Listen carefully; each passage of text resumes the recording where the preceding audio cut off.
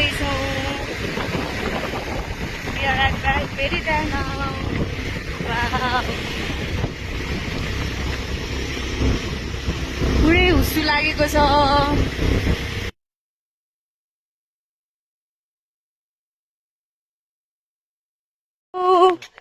हामी अहिले कहाँ छौँ? राजारानीमा लेटाङ। ओके यस, हामी अहिले लेटाङको राजारानीमा छौँ। एकदम यहाँ 100 भन्दा बढी सिडीहरू छ। यही सिडी ओर्लिँदैछौँ र अब नजिकै पुग्दैछौँ है हामी। ठाउँ पनि कस्तो जंगलको बिचमा रहेछ है। पहाड जस्तै क्या, तर पहाडै हो हुन त। पहाडै हो। पहाडै हो। पहाड जस्तो होइन, पहाडै हो यो। लेटाङको रानी यो मुरङ जिल्लाको पहाड हो। मोरङ जिल्लाको पहाड हो।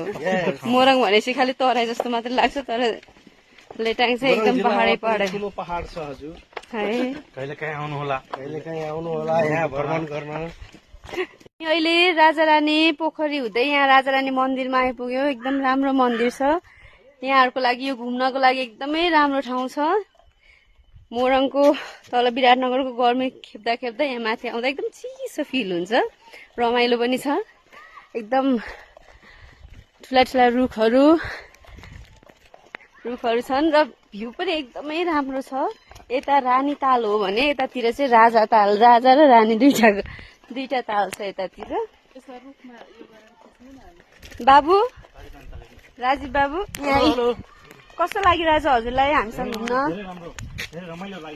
यहाँ कमलको फुलहरू पनि छ नि, पातहरू देख्न सक्नुहुन्छ यहाँले। तर यो पातहरूमा फुल चाहिँ फुलेका छैनन् अहिले। मैले नि कमलको फुल होला भनेर सानो सानो फुललाई कमलको फुल जस्तो लागेको थियो, तर होइन रहेछ। एकदम रमाइलो भ्यू इन्जोय गर्दैछौँ हामी। हाम्रो शुभकामना हेल्थ केयरको सञ्चालक पनि हुन् हाम्रो सुनिल, श्वेता।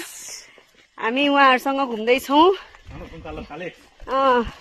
र हाम्रो टेलिकमको हाकिम साहब, हाम्रो राजीव बाबु लेटाङमा। म फर्स्ट टाइम आउँदैछु लेटाङ। एकदम रमाइलो छ। यतिको एक्सपेक्टेड थिएन, मैले एक्सपेक्टेसन राखेको थिइनँ, तर एकदमै रमाइलो राम्रो ठाउँ रहेछ। यु मस्ट कम, सबैजना आउनु होला हजुरहरू घुम्न। र मेरो नाति यहाँ हुनुहुन्छ एलेक्स। हाय एलेक्स। हेलो।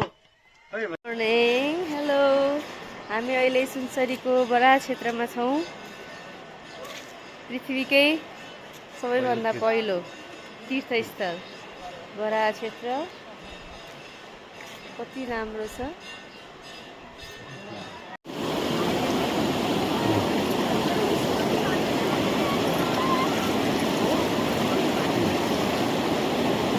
राख्छु।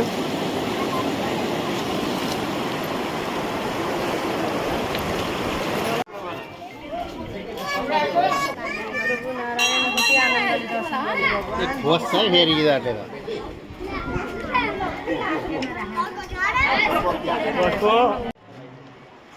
विदेशीले सोधे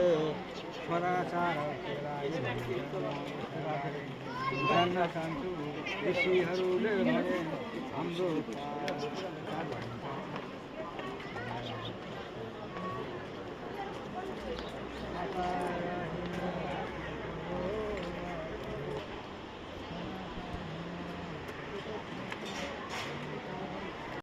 सप्तकोशी नदीको किनारमा अवस्थित बराह क्षेत्रमा छौँ हामी। एकदमै राम्रो छ। र यहाँ चाहिँ भगवान विष्णुले चाहिँ बराह अवतार लिएर, पौराणिक ग्रन्थ अनुसार भगवान विष्णुले बराह अवतार लिएर पृथ्वीलाई चाहिँ तल मर्त्य लोकबाट चाहिँ माथि उठाएको कहानी चाहिँ हामीले थाहा छ, हामीले सुनेका छौँ। र त्यही कहानीमा आधारित मन्दिर हो यो। र एकदमै राम्रो 12 वर्ष कुम्भ मेला पनि लाग्छ यहाँ। हामी चाहिँ अहिले घुम्दै फिर्दै यहाँ आइपुगेका छौँ। एकदमै मनमा शान्ति भएको छ पूजाआजा गरेर। हजुरलाई कस्तो भइरहेछ? आनन्द अनुभव। एकदमै राम्रो छ यो शान्त ठाउँ। हामी दुईजना आनन्द भएर बसिरहेका छौँ। जय भोले, जय शम्भु, जय ब्रह्मा विष्णु महेश्वर। ओम नमो भगवते वासुदेवाय, ओम नमो भगवते वासुदेवाय, ओम नमो भगवते वासुदेवाय। यो बराह क्षेत्रमा तुलसी चिया पनि पाइने रहेछ। निःशुल्क रूपमा तुलसी चिया पनि वितरण हुँदैछ। चियाको चुस्की लिँदै, हुन त चिया नखाने मान्छे म, यहाँ तुलसी चिया पाइने रहेछ, त्यही भएर टेस्ट गर्नलाई एकदमै राम्रो छ। हजुरहरू पनि यहाँ आउनुभयो भने तुलसी चिया चाहिँ नबिर्सी टेस्ट गर्नु होला है।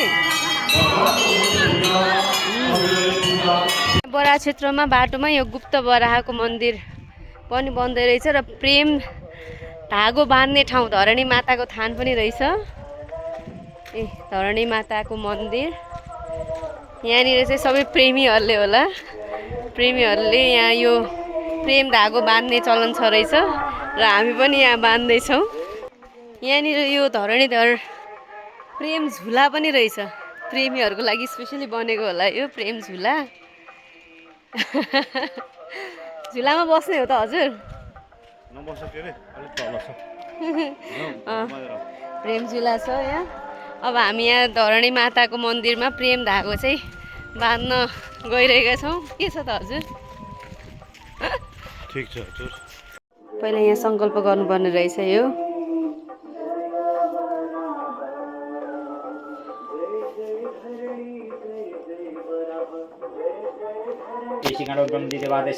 कल्पे वैव सम्बन्धरे अष्टावंशत कलि सकलि प्रणय भूलोके जमदीपे भारतवर्षे वर्खण्डे हिमत देशे नेपाल देश आदि बागमती कमला जनकपुर धामादि सप्तगण्डकी आदि पूर्व दिक भागे मेची कर्णागाम आदि पश्चिमी भागे भागीरथी गम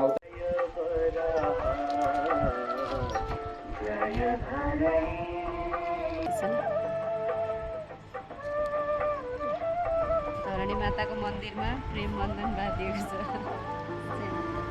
बराह क्षेत्रबाट अब दर्शन गरेर निस्किँदैछौँ हामी। खिच्न पाइएन है। सप्तकोशी नदीको किनारमा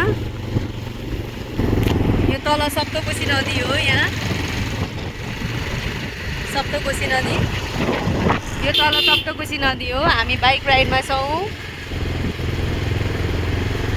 हामी हिजो लेटाङ बसेर लेटाङ घुमेर र आज बराह क्षेत्र घुम्न आइपुगेका छौँ। बाटो चाहिँ एकदमै खराबै रहेछ, तर त्यो बाटोमा पनि खतरा ड्राइभर भएको भएर चाहिँ साथमा मुस्ताङ लगेको ड्राइभर भएको भएर चाहिँ एकदम खतरा गरी चलाएर उहाँले लिएर आइसक्यो। यस्तो छ बाटो चाहिँ हाइवे। सानो सानो टेम्पोहरू पनि चल्दो रहेछ, अटोहरू। काठमाडौँको मान्छे टेम्पो नै भन्न आइहाल्छ। बाटो अलिअलि हिलो खाद्राङ खुद्रुङ छ। ल हामी बराह क्षेत्रबाट निस्किँदैछौँ अब दर्शन गरेर। यहाँबाट चाहिँ पिच बाटै छ। यो गेट हो बराह क्षेत्र प्रवेशद्वार। ल निस्किँदैछौँ हामी यहाँबाट।